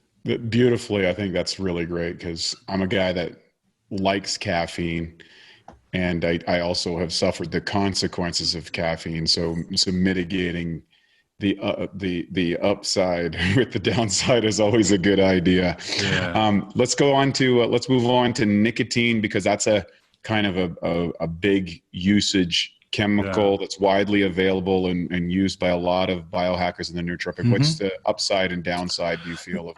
The upside is, well, first of all, you've got 2 kinds of acetylcholine receptors. You have nicotinic acetylcholine receptors, and you have muscarinic acetylcholine receptors. The nicotinic acetylcholine receptors respond to nicotine. Nicotine improves short and long-term memory.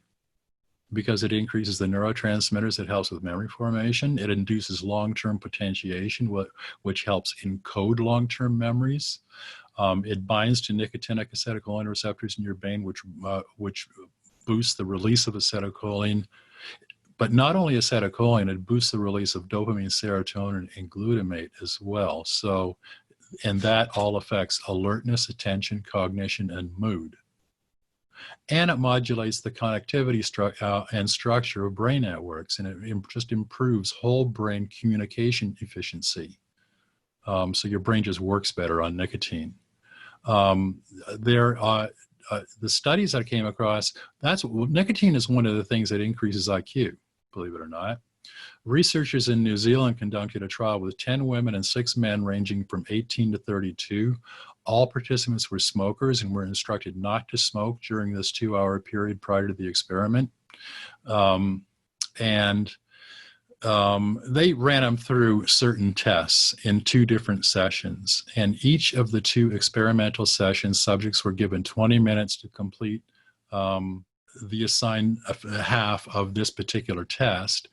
And at the beginning of the test, the subjects had got 6 puffs of a medium cigarette, which is about 0.8 milligrams of nicotine every 20 seconds. And after 10 minutes, the subjects were prompted to take another 2 additional puffs.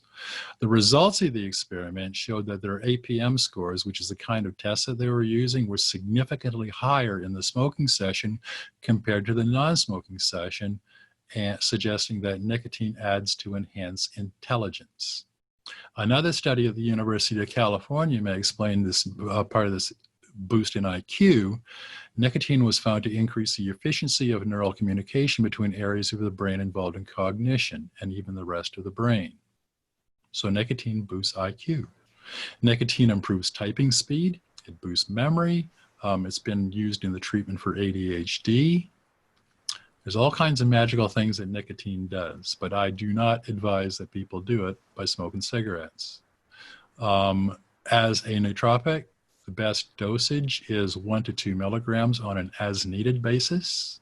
I've been using nicotine during this podcast. I don't know if you've noticed me slipping some under my tongue, but it's just like 1 milligram. And I just find that things fire faster, and I'm able to respond to stuff a lot quicker when I'm using it. I just want to hop in here. No, go ahead. Just for a quick sec. And yeah, it's really one of my favorites. I was never a cigarette smoker, but when I started, having friends that were vaping, I definitely noticed the boost. And I've done the sprays, and right now I'm doing the gum. Lucy does a really nice gum. It's become my go-to. Just one caveat for everybody listening on the vaping. The real issue for me with the vaping was I felt I was exhausting my dopamine because of just by pounding the reward system due to oral obsession. I don't get that with the gum or the sprays. I'm going to be popping gum every 30 seconds. So I found that I was just exhausting my dopamine and just pounding my receptors too much with the vape. I don't have that issue with the gum or the spray. Sorry, go ahead, Wade.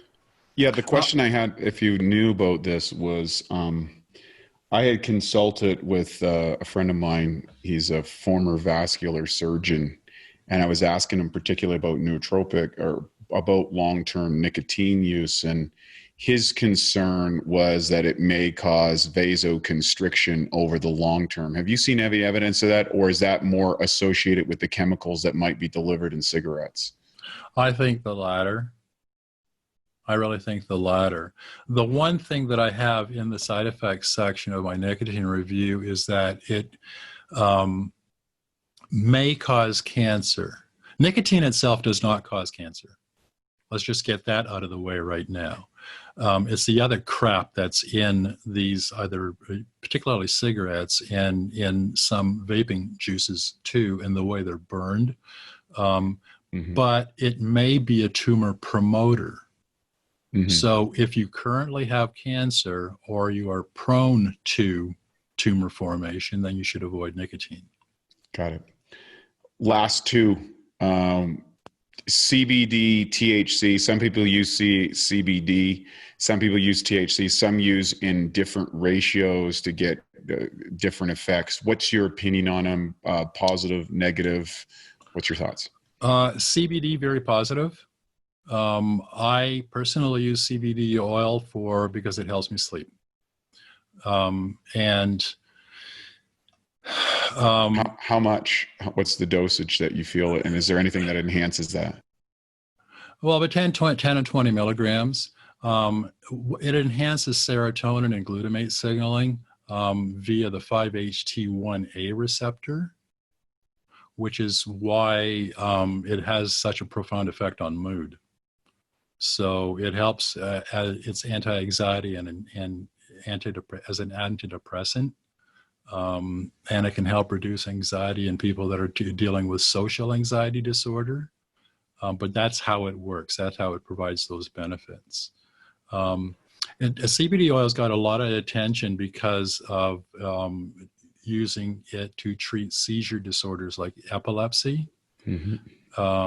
Like I've got an affiliate relationship with Charlotte's Web, and those guys got started because they were working with young Charlotte, who was the one that kind of like hit the news, and everybody found out about it.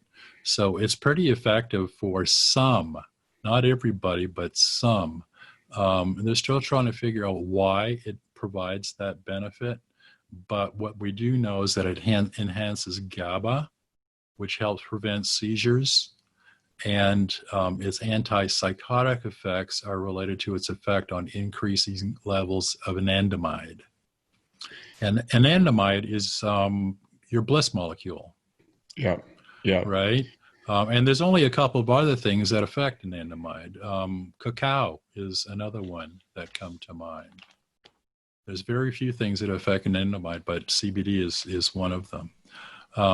It also affects the there is your body has got a whole system that works with cannabinoids, right? Cannabinoids, yeah. And so CBD in particular acts on CB2 receptors to produce anti-inflammatory responses in in immune cells. And the oxidation that contributes to damage seen in things like Alzheimer's and Parkinson's. And this inflammation has also been associated with depression. CBD helps reduce the oxidative damage and inflammation leading to some of these diseases. And when it's used with THC, it helps mitigate or it helps reduce some of the side effects caused by using THC. So I just think that CBD is a much, much more effective and safer nootropic than THC is. Mm-hmm. Do you find, so for example, you see a lot of so I've done all of the above in different dosages, and Matt and I have a funny story. I think with Charlotte's Web, we were getting on a plane to Canada one time, and we decided, oh geez, we better not have this. It might cause some border stuff. So I think we basically shared a bottle and downed it and had some sort of cosmic mind meld that was pretty awesome for about 30 minutes. I'm not suggesting people do that, but when you're talking about THC, sometimes people say that a small amount of THC with your CBD seems to activate it or potentiate it. So you'll see some of these ratios of 18 to 1, 11 to 1, 10 to 1, 6 to 1, 3 to 1, 2 to 1. You know, everybody's got their quote unquote marketed stack. Have you seen any benefits, or do you see it's more liabilities than benefits with a small amount or ratio? I don't know the answer to that question. I'm not smart enough to figure that stuff out. I mean, these guys have just been, that's all they do, is that they work with this stuff. And I'm sure that there's a lot of truth behind their theories on a lot of this stuff. But I just haven't gotten down in the weeds with this. Makes sense. And I just focus on CBD and how it works in the brain, and it works like magic. Now, do you take it during the day? Because I love taking it at night before bed. I do find it helps, or on off days. But I do find it certainly enhances mood. but it seems that sometimes too much of it, I kind of lose a little bit of the cognitive edge. I agree. Have you noticed that? Yeah. Yeah, I just use it at night too. Yeah. And because it's because of its effects on serotonin and GABA, I'm convinced. So that's another one of these things which kind of, the devil's in the dosage again. And any suggestions on where to start with dosages, and where the benefits start to trail off? Well, it depends on what you're treating. Because if you go to the Mayo Clinic, for example, their research shows that if you're treating epilepsy, it's 200 to 300 milligrams a day. Huntington's disease is 10 milligrams of CBD per kilogram of body weight. Wow. Sleep disorders is 40 to 160 milligrams of CBD per day. So I find that 20 milligrams is effective for me. I don't need 40 milligrams. Schizophrenia is anywhere from 40 milligrams to 1,280 milligrams per day. Glaucoma is 20 to 40 milligrams a day. And for chronic pain, 2.5 to 20 milligrams of CBD per day. So it depends on what you're dealing with and what you're trying to treat. One other little pro tip for people too, and especially like Charlotte's Web is one of the strongest CBDs in the market. There's a big difference in the effects of, I've probably tried 50 brands at this point. And you have to time it, because if you do like even 30 milligrams of Charlotte's Web, if that hits me before I pass out, I start feeling so good that it's hard to fall asleep a little bit. So, or if I do too much of it, and it's just, I just lying in bed and I don't really want to sleep. So that's my only caveat on dosing and timing. I do find if I do like 20, 30 milligrams an hour before, it's fine. But Charlotte's Web is pretty potent. It's a really good product. Yeah, I like it.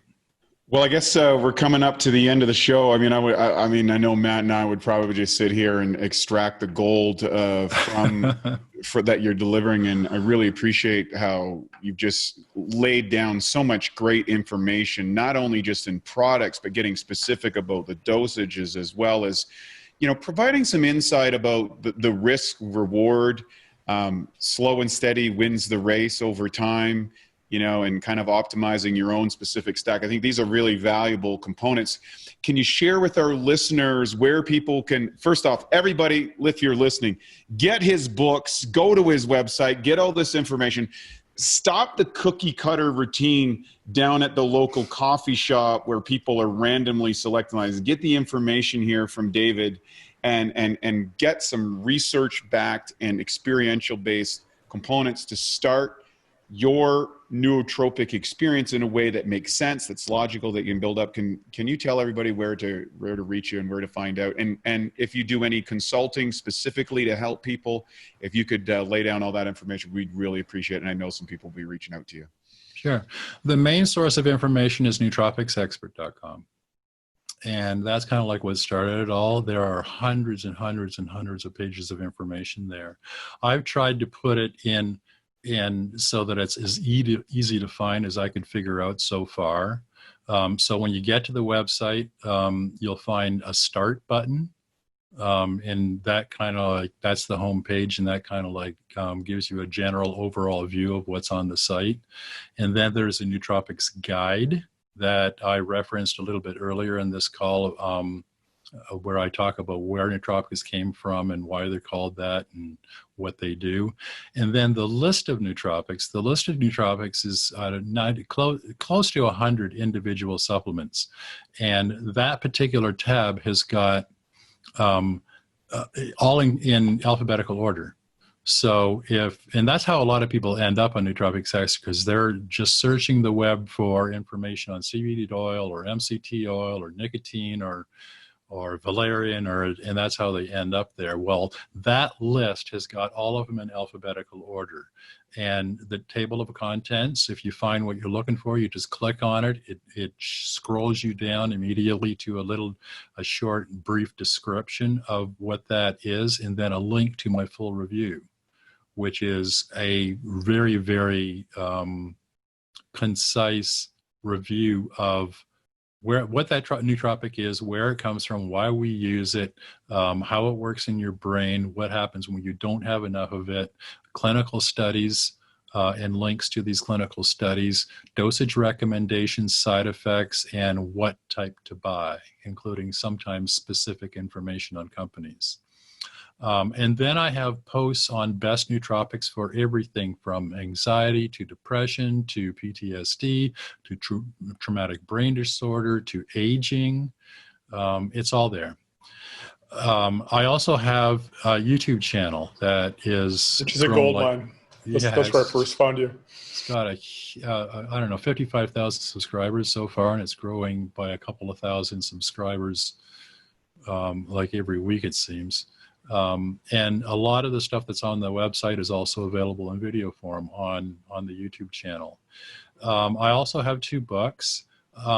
Give me your email address and I'll send you a free copy of Secrets of the Optimized Brain. And that's the kind of book that you would actually pay for, but is that valuable? I think it's it's about 80 pages, and it's got, I think, 72 nootropics in there listed with a pretty concise description of the longer review that I have over on the website. So it's worth it. Give me your email address so you can apply. You can subscribe to my newsletter and get your copy of that book. Download it instantly. My big book, the best Head First. Head First is the first book like it since 1992. It's almost 600 pages, and it's basically a manual for your brain. The lion's share of the book are full nootropics reviews for 80 or 90 individual nootropics. I've got one chapter on, it tells you, explains to you in really plain, easy to understand English how your brain works, so that you've got some groundwork on why these nootropics actually work. It's got one chapter is my story, and the final couple of chapters are devoted to suggested nootropic stacks for everything from anxiety to depression to ADD to whatever. So it's not the kind of book that and it's not expensive. Right now I've got it on sale, discounted to $37. I think it's certainly worth that. But it's not the kind of book you want to read cover to cover. It's not that kind of a book. It's a manual with a really good table of contents. You can hunt stuff down. I also do personal consultations, and that just kind of like grew organically. People were asking me, started a few years ago, they wanted help for all kinds of reasons. So I work with newbies to the nootropics world, to veterans, guys like Matt who've been using them for years, and they just want to see if they can tweak their stack somehow. And I work with everybody from students to parents that want to help their students, to people in their 20s and 30s that are want to move their careers forward, to people that are in their 60s and 70s and 80s that just want to keep on going. So I work with everybody, and there's a link on the website, and it'll take you to a calendar, so that you can book some time with me. Usually an hour is best. Half hour, we haven't got enough time to get through what we need to. But a lot of people find that very, very helpful. Matty G, and then podcasts like this one, which will be the latest one to. I've got a podcast page on Nootropics Expert, and this will be at the very top as soon as you guys publish it. Well, Matty G, I know you and I have been excited about this interview for a long time, and again, David, you've over-delivered. Folks, you got to go to nootropicsexpert.com. Get the book, download everything. Go there, find out this, sign up to the YouTube channel. David, you've been an amazing guest. My mind's blown. I'm excited. I'm spinning my hat around. I'm so excited because I'm just running out there and I'm going to get the latest, greatest stacks that you recommend. I've made so many notes about this. I'm probably going to come back to the podcast. I'm going to get the book. I'm going to say it, do it all. And next time we meet and have you back on the show, you're going to see super enhanced nootropic Wade. I'm pumped to be here. Thanks so much for joining us today on the Awesome Health Podcast show for Bioptimizers. Thank you for inviting me. Yeah, thank you so much, guys, for inviting me and having me. I appreciate it. Take care. Have a great day. You too. And now for a Bioptimizers fixed digestion tip. Turn cultured foods into superfoods. Raw fermented foods like sauerkraut and low sugar live yogurt can be good for you, but rarely have enough of the right probiotic strains for therapeutic benefit. So here's a way that you can turn them into superfoods. What I do is I get some raw sauerkraut or a healthy yogurt. Ideally, it's grass-fed or coconut-based, and you can empty 3 caps of P3OM into a container and mix it up thoroughly. Leave it at room temperature for a couple of hours before putting it back into the fridge. And what's going to happen is these probiotic levels will be multiplied. In fact, it doubles every 20 minutes. And then what you're going to get is you're going to have a food with strong proteolytic activity. To learn more about P3OM and why its patented strains make it the strongest probiotic available, go to www.bioptimizers.com. Thank you for listening to the Bioptimizers Awesome Health Podcast. You can find more information at bioptimizers.com.